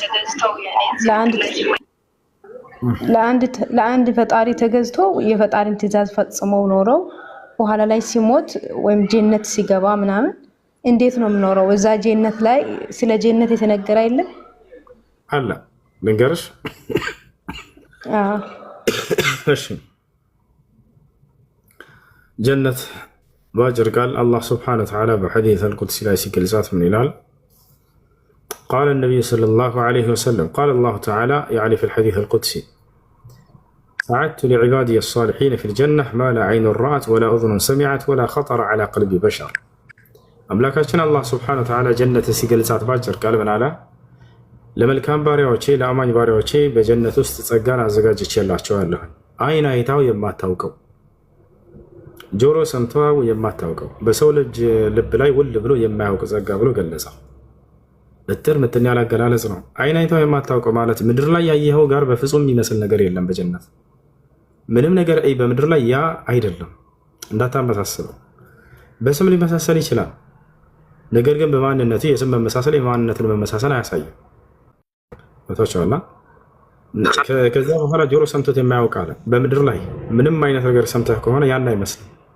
ጭራሽ በሰው ልጅ ልብ ላይ ውል ብሎ የማያውቅ ጸጋ ነው። ከአፈጣጠራችንና ከህይወቱም አንጻር የተወሰነ እንገራችሁ። የምድር ሰውና የጀነት ሰው አንድ ናቸው ወይ? አይደሉም፣ በፍጹም አይገናኝም። አንደኛ የምድር ሰው ጊዜያዊ ህይወት ነው የሚኖረው። የጀነት ሰውስ ጊዜያዊ ህይወት አይደለም፣ ዘላለማዊ ህይወት ነው የሚኖረው። አላህ በቁርአን ላይ ወኢነ ዳር አልአኺረተ ለሂየ አልሐይዋን እያለ ይናገራል። የመጨረሻይቱ ዓለም እርሷ የዘላለማዊ ህይወት ነች እያለ አላህ ሱብሓነሁ ወተዓላ ይናገራል ማለት ነው። አንደኛ እሱ ነው። ሁለተኛ ምንድን ነው? የጀነት ሰው ምንድን ነው? ሳይበላ ሳይጠጣ ለዘላለም መኖር የሚችል አቅም ያለው ሰው ነው። የምድር ሰው ካልበላ ካልጠጣ መኖር አይችልም። አላህ በቁርአን ላይ አትጠሙም አትራቡም እያለ ቃል በቃል ይናገራል። ወአነከ ላ ተዝመኡ ፊሃ ወላ ተድሓ ይላል። አንተ በእርሷ ውስጥ አትጠማም ይላል። ገብቶሻል? ነቢ ስ ላ ስለም ሐዲስ ላይ ሲናገሩ ስለ ከውተር ውሃ እያወሩ እያለ ስለ ሐውድ እያወሩ እያለ መን ሸሪበ ሚንሁ ሸርበተን ለም የዝመእ ባዕድሃ አበደን አሉ። ከሐውድ ውሃ አንድ የተጎነጨ የጠጣ ሰው ከእርሷ በኋላ ለዘላለም አይጠማም አሉ። ጀነት ውስጥ ገብተው ሰዎች አይራቡም አይጠሙም። ሌላው የምድር ሰው ከበላ ከጠጣ በኋላ ሽንት ቤት መውረድ ግድ ይላል አይደለ? የጀነት ሰዎች ጋር እንደዚህ አይነት ነገር የለም። ነቢ ሰለላሁ ዐለይሂ ወሰለም አህሉል ጀና ያእኩሉን ወየሽረቡን ወላ ይበሉን ወላ ይተገወጡን አሉ። የጀነት ሰዎች ከፈለጉ ይበላሉ ይጠጣሉ፣ ነገር ግን ሽንትና ሰገራ የሚባል ነገር እነርሱን አያውቃቸውም አሉ። የለም እንዲህ አይነት ነገር ከዚያ ውስጥ የወር አበባ፣ ንፍጥ፣ አክታ፣ ሽንት፣ ምራቅ ምናምን እንዲህ አይነት ቆሻሻ ነገራቶች ከሰው ልጅ ላይ ይነሳሉ። ሌላም ጸጋም እንዲሁም ትልቁ ጸጋ እንዳጠቃላይ በዚያ ላይ ምንድን ነው? አንድ የመጀመሪያው አምላክ አላህ ሱብሓነሁ ወተዓላ ማየትና እርሱን ማናገር እንደፈለግን እንችላለን። ብዙ ጊዜ ሰዎች የሚመስላቸው ከነፍስ ጋር በተያያዘ ጸጋ ያ ነው። ያ ተጨማሪ ነገር ነው። ትልቁና ዋናው ጸጋ ከአላህ ሱብሓነሁ ወተዓላ ጋር የምንቀጥለው የሆነ መንፈሳዊ ህይወት ነው። እርሱን እናየዋለን፣ እንሰማዋለን። እርሱን እያወደስ ነው፣ እያመሰገን ነው፣ እየቀደስ ነው፣ ለዘላለም እንኖራለን። አላህ በቃል በቁርአን ላይ ይሄ እንደሆነ በላጩ እንደሆነ ከጀነቱ በላይ ጸጋ ይነግረናል። በሱረቱ ተውባ ላይ ወዐደ ላሁ አለዚነ አመኑ ወዐሚሉ ሷሊሓት ጀናትን ተጅሪ ሚን ተሕቲሃ አልአንሃር ወመሳኪነ ጠይበተን ፊ ጀነቲ ዐድን ወሪድዋኑ ሚነላሂ አክበር ይላል። ለእነዚህ ያላመኑት ለወንድም ለሴቶችም መልካም ጸጋን በጀነት ውስጥ አዘጋጅቼላቸዋለሁ ካለ በኋላ ነገር ግን የእኔ የአላህ ውዴታ ከእርሱ በላይ ነው አለ። ከጀነቱ ጸጋ በላይ እኛ ጀነት ገብተን ከምናገኘው ጸጋ በላይ የአላህን ውዴታ መጎናጸፋችን ትልቁ ጸጋ ነው። ያ አህለል ጀና አሕለልቱ ዐለይኩም ሪድዋኒ ፈላ አስኸጡ ዐለይኩም አበዳ ይላቸዋል። የጀነት ሰዎች ጀነት ከገቡ በኋላ አላህ ምን ይላቸዋል? እናንተ የጀነት ሰዎች ሆይ ከዚህ በኋላ ውዴታዬን ለእናንተ በቃ ወስኜላቸዋለሁኝ፣ ወድጃቸዋለሁኝ ይላቸዋል። ውዴታዬን አስፈንላቸዋለሁ፣ ከዚህ በኋላ ለዘላለም አልቆጣባቸውም ይላል። ትልቁ ጸጋ እርሱ ነው። ሌላ እርሱ እንደፈለግነው እናየዋለን፣ አላህን እንድናይ እንደረጋለን።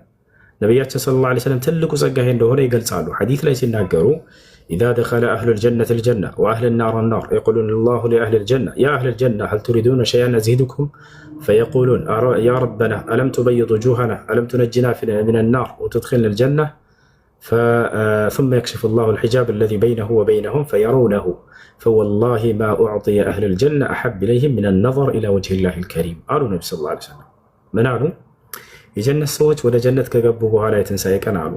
የእሳት ሰዎችም ወደ እሳት ወደ ገሃነም ከገቡ በኋላ አላህ ለገነት ሰዎች እንዲህ ይላቸዋል አሉ፣ እናንተ የገነት ሰዎች ሆይ ከገነት ሌላ ጸጋ እንዲጨምርላቸው የምትፈልጉት ጸጋ አለን ይላቸዋል። እነርሱም አዎ አለ ብለው አይመልሱም። ለምን?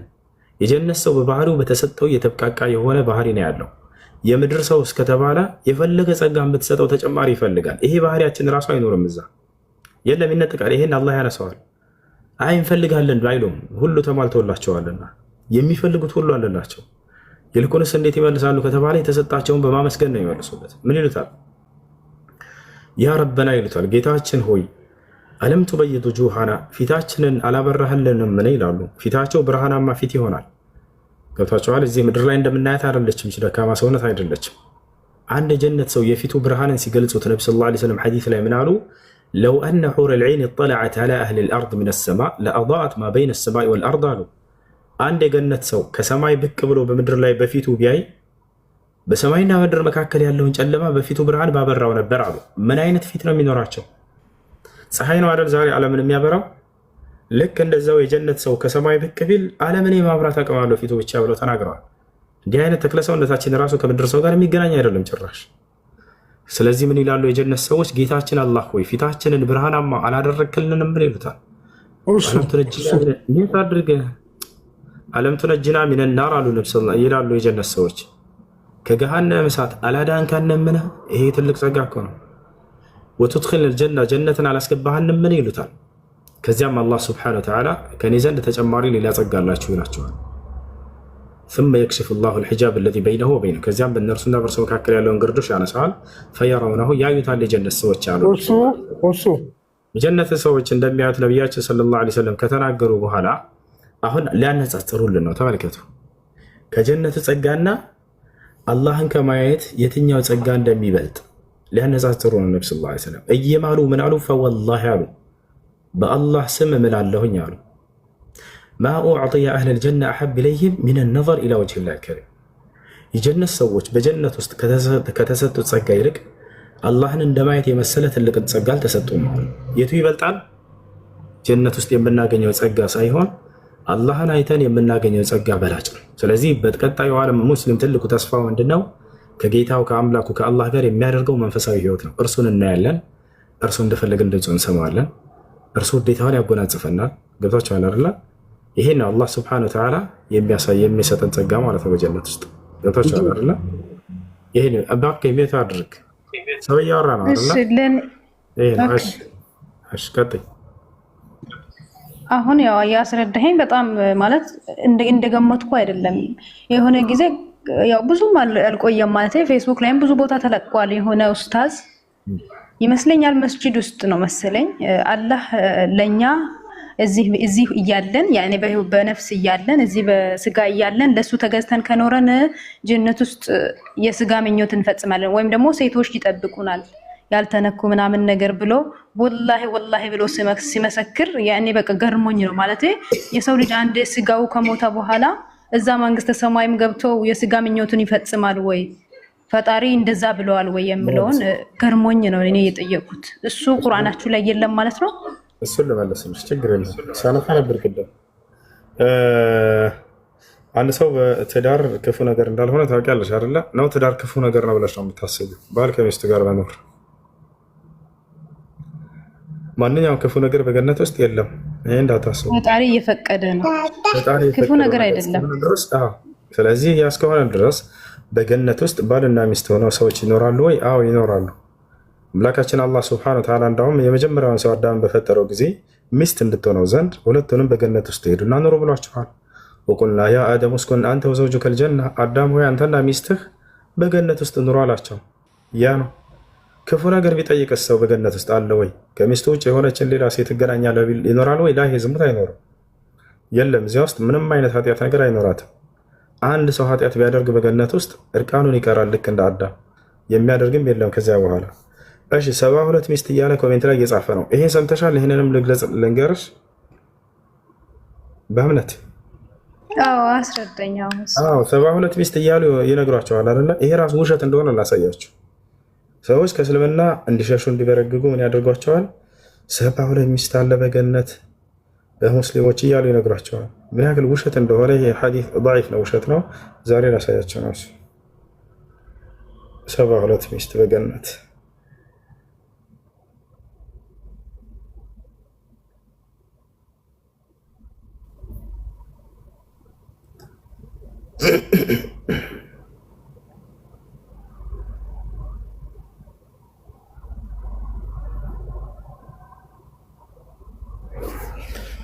እሺ ያው እነዚህ ጋር ይገኛል 72 ሚስት የሚለው ይታያችኋል ልጆች።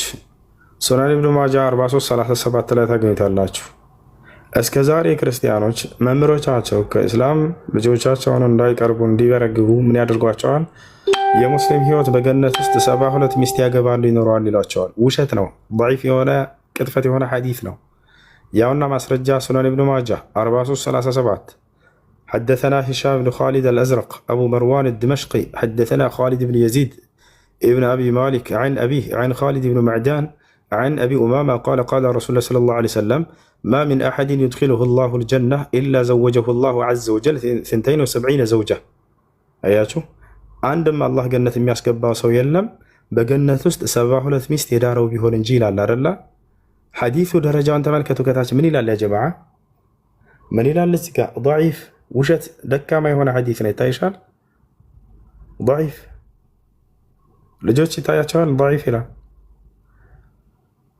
ያውና ቁጥሩ ይገኛል ሱናን ኢብኑ ማጃ 4337 ውሸት የሆነ ቅጥፈት የሆነ ሐዲስ ነው የሚነግሯቸው። ይሄን እናንተ ሄዳችሁ እንደማታዩ ስለሚያውቁ እንደማታረጋግጡ ስለሚያውቁ ይሄን ይነግራቸዋል። 72 ሚስት ያገባሉ ብሎ ይነግራቸዋል። ይሄን ይሳለ ማንኛው እና እያዋሻቸው ነው። ሰው ተሞተ ወዲያ ያገባል። አንድ ጊዜ እሷ ትጨርስና አንተ ደግሞ ታያ በኋላ ትቀጥላለህ። አንድ ሰው እያወራ ጠርቀት ትግባሽ አንድ ሰዓት ጨርስና ጠይቃቸውን ከዛ ትቀጥላለህ። ለምን ጥያቄሽ ነው? እሺ ሁሴን አመሰግናለሁ። ያኔ በቃ አዳምና ሔዋን ገነት ውስጥ እንደነበሩ ሁላ ባልና ምስት ነው እንጂ ለባልም ሌላ ምስት አይዘጋጅለትም፣ ለምስትም ሌላ ባል አይዘጋጅም ማለት ነው። ያኔ የተጋቡት ናቸው እዛም ምኖሩት። ያላገባ ሰው ሊኖር ይችላል። ለምሳሌ መርየም አለይሃ ሰላም አግብታለች የሚል በቁርአን ላይ በሐዲስም ላይ የለም። ታገባለች? አዎ ያላገባ ሁሉ እዛ ያገባ። الجنة ليس فيها أعزب አሉ ነብዩ ሰለላሁ ዐለይሂ ወሰለም በጀነት ውስጥ ላጤ የለም።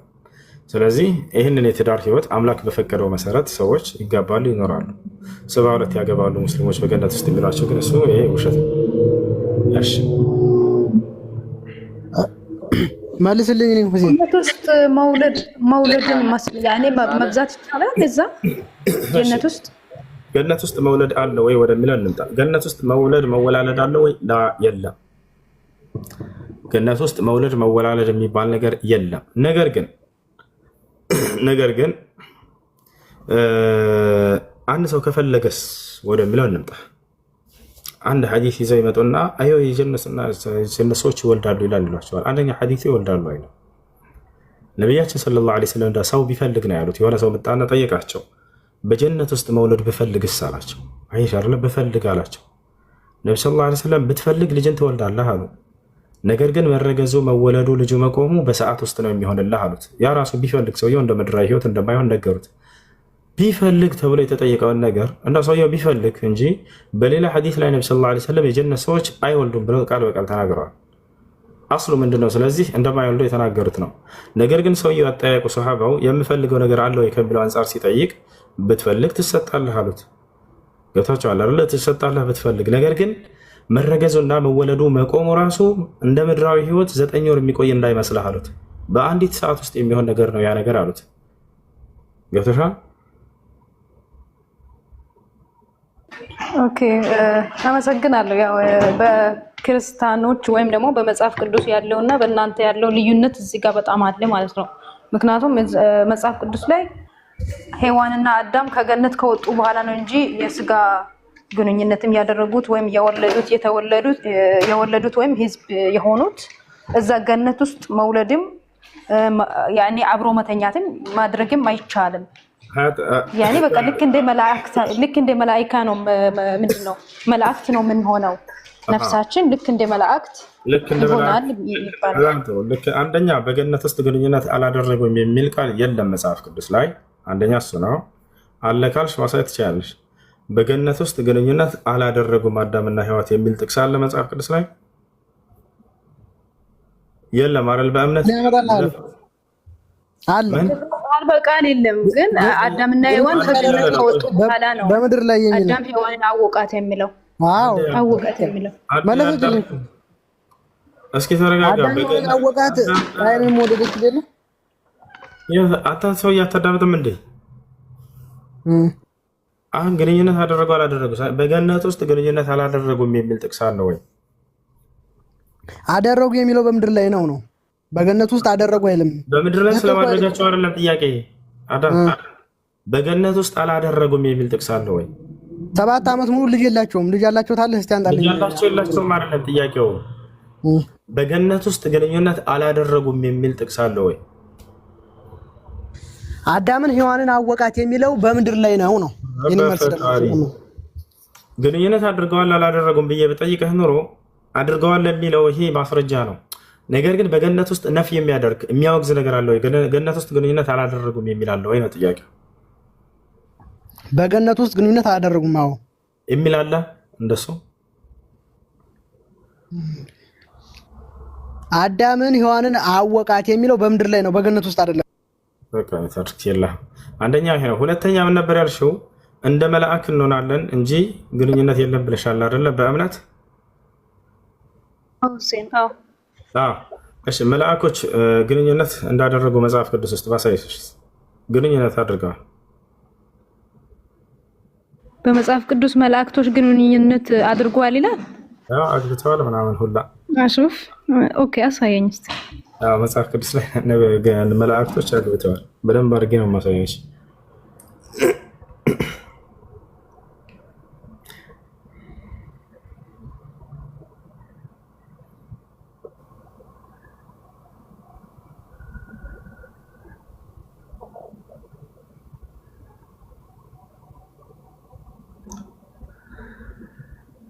እሺ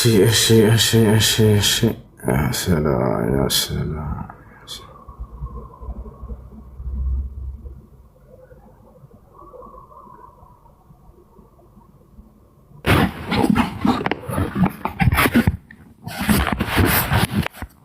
ሰላም ነው። የት አድርግ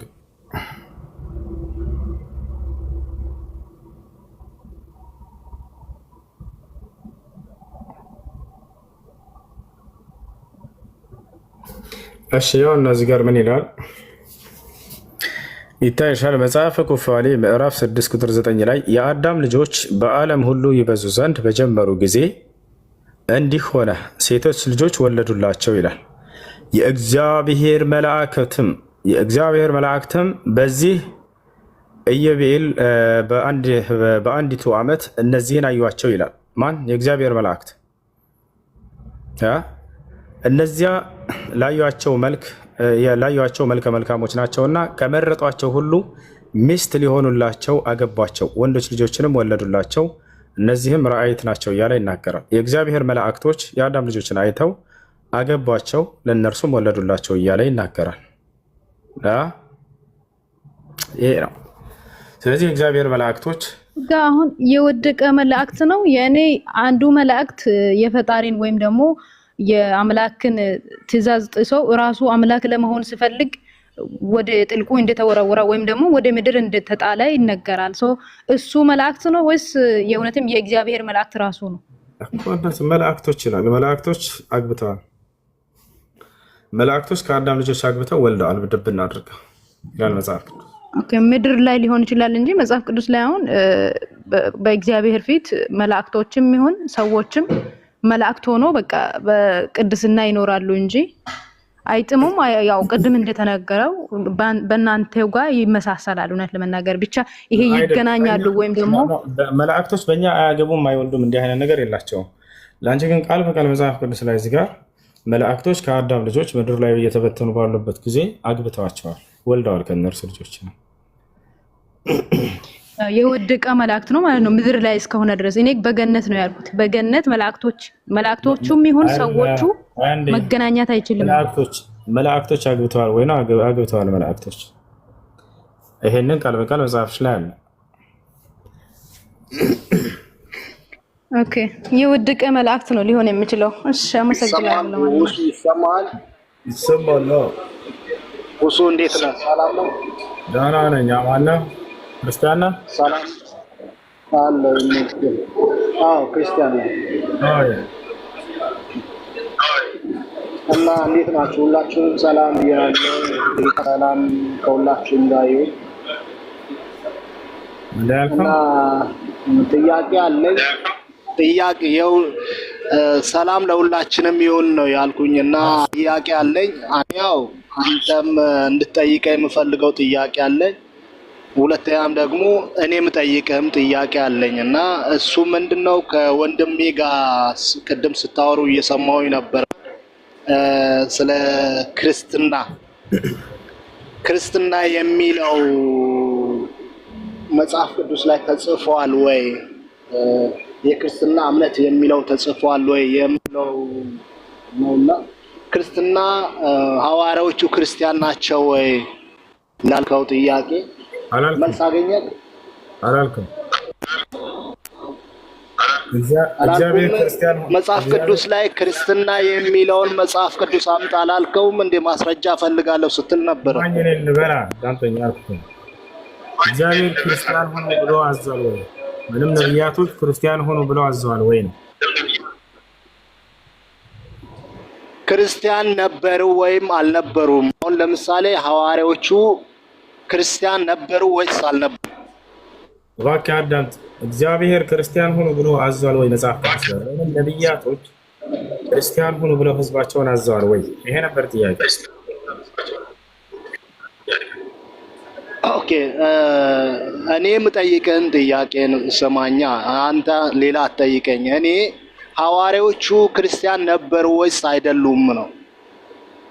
ቅድም ስትጠይቅ የነበረው ብለህ አልጀመርክልኝም ነበር እንዴ? መልሰው እንጂ እኔ እኮ ጥያቄውን እየደገምኩልህ ነው። እሱን ተውና ሐዋርያዎቹ ክርስቲያን ነበሩ ወይስ አልነበሩም? ሐዋርያዎቹ የክርስቶስ ሐዋርያዎቹ 12ቱ ሐዋርያዎች ለሐዋርያት አይደለም ጥያቄ። አምላክና ነብያት አስተምረዋቸዋል ወይ? ትምህርት ነው። ቆይ አንዴ፣ አምላክ በነብያት በኩል ክርስቲያን ሁሉ ብሎ አዟል አላዘዘም? አንድ ሰው እሺ እመልሳለሁና አንዴ እነ ጳውሎስ፣ ጴጥሮስ፣ እነ ዮሐንስ ክርስቲያን ነበሩ ወይስ አልነበሩም? አንዴ መልስልኛ። እኔ ጥያቄ አለኝ ብዬ እኮ ነው፣ በቅደም ተከተል ለመሄድ እኮ ነው። እኔ የፈለከውን ጥያቄ ትጠይቀኛለህ። ዶንት ወሪ እኮ የምፈልገውን ጥያቄ ልጠይቅህ። አዳምጥ። የምትመልስ ከሆነ ከአንተ የቀደሙን ልጅን ጥያቄ አንስተሃል መጀመሪያ። ወይ አንተ ከመጠየቅ በፊት እኔ ልጠይቅ። ወይ ወንድሜ ውሱዬ እባክህን እስቲ እኔ የምጠይቀውን ጥያቄ መልስና እሺ፣ ስለ እስልምና ጠይቀኝ የምትፈልገውን ጥያቄ። እሺ፣ ጥያቄ መልስልሃለሁ። ስለ ክርስትና እንድጠይቅህ የምትፈልግ ከሆነ እኔ የምጠይቅህን ጥያቄ አዳምጥ፣ ከዚያ በኋላ መልስ። ሁሴን ወይ እሺ፣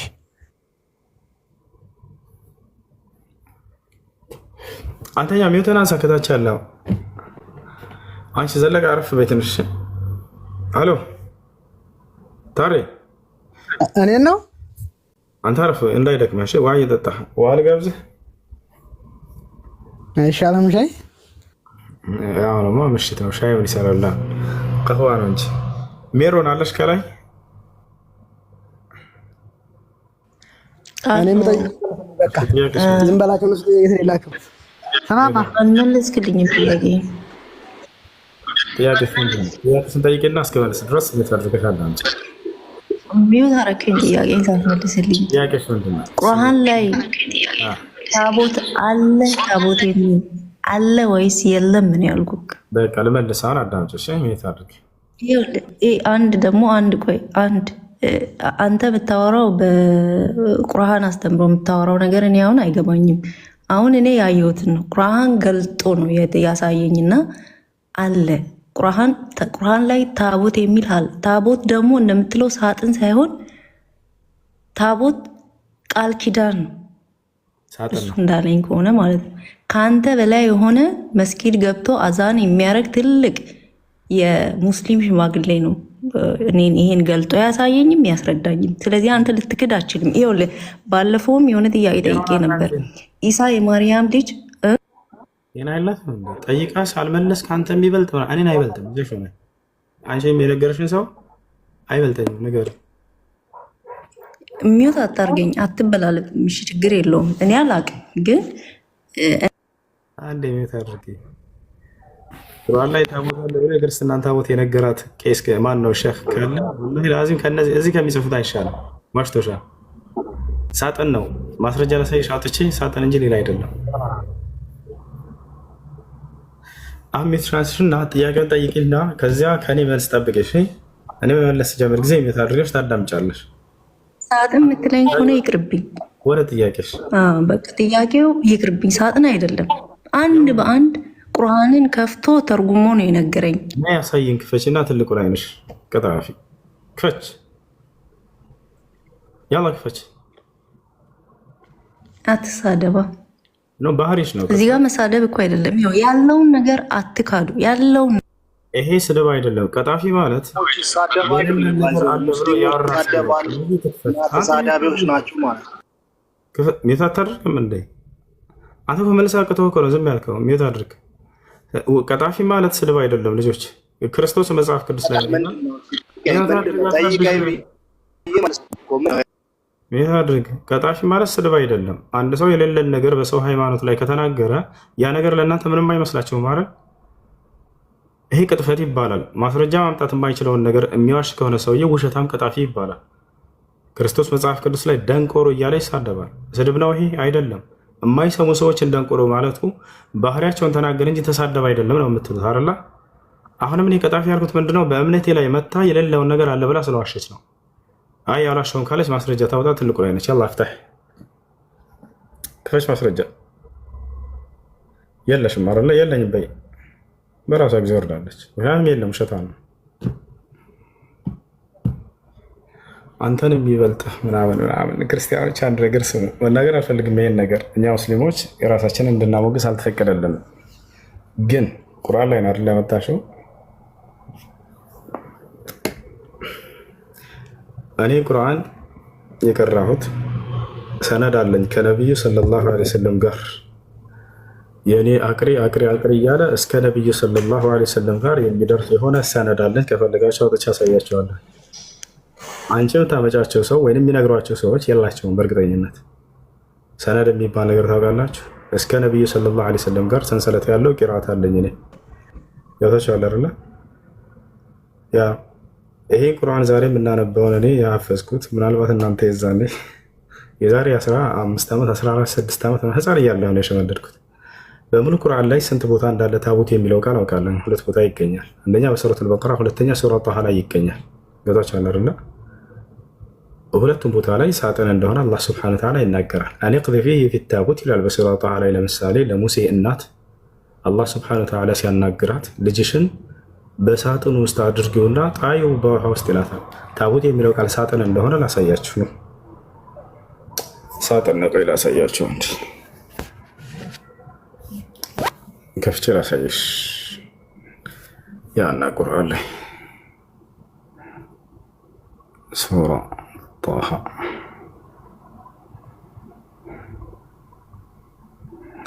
ያና ይታያቸዋል። ምን ይላል አረበኛው ላይ? አንቅዝ ፊሂ ፊታቡት ይላል። አንቅዝ ፊሂ ፊታቡት፣ ህፃኑን በሳጥኑ ውስጥ ጣዩ። ምን ማለት ነው? ታቡት ማለት ያው ታቡት ይላል አረበኛው ላይ። ታቡት ማለት ነው ሳጥን ማለት ነው። ህፃኑንም በሳጥኑ ውስጥ ጣዩ አላት። እርሱንም ሳጥኑን በባህር ላይ ጣዩ። ያታቻለ አይደለ? ታቦት ማለት ሳጥን ማለት እንጂ እነሱ ያሰቡት ምንድነው? በክርስትና ላይ ታቦት አለ አይደለ? ያንን ታቦት ብለው እኮ አስበዋል። የለም ሳይፈለገችው ልክ የምትፈልገው አይምሮ ላይ ያለውን መልስ ጠብቃ ነበር ከኔ። ያ ሳይሆንላት ሲቀር ጊዜ ከአንተ የሚበልጥ ነው ገለመሌ ምናምን። እሺ ጥያቄ ያለው ክርስቲያን ካለ መጠየቅ ይችላል። መልስ መለስ። ሰው ከሞተ ወደ ያገባል ይጋባል? ማግባት ክፉ ነገር ነው ወይንስ መልካም ነገር ነው? እንግዲህ ጋብቻ ስጋዊ ነገር ስለሆነ መውለድም መዋለድም ይመጣል በጋብቻ ላይ። በሰማያዊ ኑሮ ግን እንደ መላእክት ስለሚቆም ማለት ነው። ስለዚህ ስጋ ይበሰብታል፣ በምድር ላይ ይቀራል። ላ ስጋም ይነሳል፣ አብሮ ይነሳል። ከዛ ወዲያ ያን አንድ መልስልኝ። አሁን እየጠየኩህ ስጋም ይነሳል፣ ስጋም ይኖራል ከዚያ በኋላ። ትክክል። ስለዚህ ሰላም ጤና ይስጥልኝ። ይቅርታ እኔ ሰዓት የለኝም፣ ግን አሁን እሷ ያለችዋን ከእንደ ቪዲዮ ከእንደ ሙሉ እኔ ላንተ በውስጥ መስመር ልካለሁ። ልጅቷ ያለችው እዚህ ስላልመቸኝ ነው። ኦኬ እዚህ ሲመቸኝ ቀጠሮ ያዘኝና እኔ ራሴ ከእንደ በውስጥ ይልካለሁ። እኔ በውስጥ ወሬ አልፈልግም። ከሱ ከእምነት በእምነት ጉዳይ ላይ ፊት ለፊት የሚያናግረኝ ሰው ነው የምፈልገው። ወንድ ልጅ ነኝና ሙስሊም ነኝ። በዛ ላይ ፊት ለፊት የሚያናግረኝ ሰው በጣም ደስ ይለኛል። በውስጥ ልላክልህ ቪዲዮ ምናምን አይሰራም። ከፊት ለፊት መጥቶ ማስረጃውን ያቅርብ ማንኛውም ሰው ከፊት። አይ ጥያቄ ላይ ጠይቅ። ጥያቄሽን ጠይቅ። እሺ መልሳ እኔ ጠየቅኩህ። ሰው ተሞተ ወደ ያገባል ይገባል። ሰው መግባት ክፉ ነገር እስካልሆነ ድረስ አምላክ የሚወደው ነገር እስከሆነ ድረስ በምድር ላይ በሰማይ ላይ ክፉ የሚሆንበት ምክንያት የለም። ማይ በምድር የወደደው በሰማይ ክፉ ነው ካልክ አላውቅም፣ እንዴት ከየት እንዳገኛችሁት ይሄን ነገር መጽሐፍ ቅዱስ ላይ የለም። ሰው የሚወለደው በስጋ ነው ወይስ? ተረጋጋ። በምድር ላይ ክፉ ያልሆነ ነገር፣ በምድር ላይ ከክፉ ነገር ያልታየ ነገር በሰማይ ክፉ የሚሆን ነገር አለ ብለህ ካልክ ማስረጃ ታሳያለህ። ካልሆነ ግን ጋብቻ መልካም ነገር እስከሆነ ድረስ ክፉ ነገር እስካልሆነ ድረስ ዝሙት ቢሆን አይፈቀድም። በምድርም ላይ ክፉ ነውና በሰማይም ላይ ክፉ ነው። ነገር ግን አምላክ የፈቀደው ሕግ ከሆነ ባልና ሚስት ሆኖ መኖር ይሄ በምድር ላይ ጽድቅ ሆኖ በሰማይ ላይ ኃጢአት የሚሆንበት ምክንያት የለም። በዛም ይኖራል። ባልና ሚስት ነው በጀነት ውስጥ ሰዎች ይኖራሉ። አደምና ሐዋ በጀነት በዛ አይልማ ሰው ተሞት ወደ ይበላል፣ ይጠጣል፣ ይነሳል፣ ይተኛል፣ ይጋደማል ሊባል ነው ማለት ነው። በዛ አይተኛ በጀነት ውስጥ እንቅልፍ የለም። ባልና ሚስቶች አብረው ይተኛሉ። እንቅልፍ ይሄ መተኛት የሚለው አየህ፣ ከምድራዊ ህይወት ጋር አታገናኘው፣ አይገናኝም ያልኩ ነው። የምድር ሰዎች እንቅልፍ ያስፈልጋቸዋል፣ ይተኛሉ፣ ይደክማሉ፣ ይሞታሉ። የጀነት ሰዎች ደግሞ እንቅልፍ የሚባል የላቸውም። ሞት እንደሌለ ሁሉ እንቅልፍ እንደማይተኙ የጀነት ሰዎች ማስረጃ ያሳያለሁ ከፈለክ። እሺ